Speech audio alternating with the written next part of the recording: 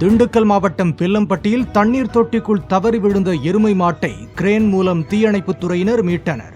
ஆழ்துளை கிணற்றில் இருந்து தண்ணீர் எடுத்து அதனை சேமித்து வைத்து விவசாயத்திற்கு பயன்படுத்துவதற்காக தோட்டத்தில் அமைக்கப்பட்டிருந்த சுமார் 15 அடி ஆழ தொட்டிக்குள் எருமை மாடு ஒன்று தவறி விழுந்தது.